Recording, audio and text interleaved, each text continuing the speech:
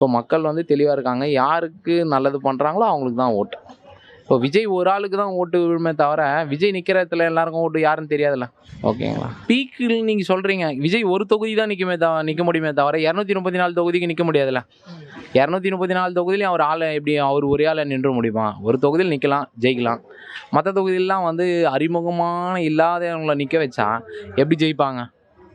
Okay, இப்போ விஜய் வந்து 26ல ஜெயிச்சிருவாரு. ஆனால் 26ல ஜெயிக்கிறதுலாம் ரொம்ப கஷ்டம். ரொம்ப ரொம்ப கஷ்டம். அதான் சொல்லிட்டேனே, சிம்பிளாக சொல்லிட்டேனே. அவங்க கட்சியில் இருக்கிறவங்களே வந்து அவர் போய் வந்து ஒரு துக்க நிகழ்ச்சிக்கு போய் கலந்துக்கல. அவர் நிற்கிற தொகுதியில் வாய்ப்புகள் உண்டு. ஆனால் ஜெயிப்பாருன்றதெல்லாம் கான்செப்ட் கிடையாது. ஓகேங்களா? எடுத்த உடனே வந்த உடனே ஜெயிச்சிட்டா ஈஸியாக எல்லாமே முடிஞ்சிடலாம். ஓகேங்களா? எல்லாமே ஏன்னா இதுக்கு முன்னாடி எக்ஸ்பீரியன்ஸான ஆளுங்க எல்லாமே இருக்காங்க, நிறைய பேர் இருக்காங்க, அவங்களும் இருக்காங்களே. ஓகேங்களா? விஜய் வந்து இப்போ தான் ஸ்டார்ட் பண்ணியிருக்காரு. ஓகேங்களா? இனி அரசியல் இப்போ தான் முதல் தடம் அவர். இன்னும் இருக்குது நிறைய. புரிதல் இல்லாம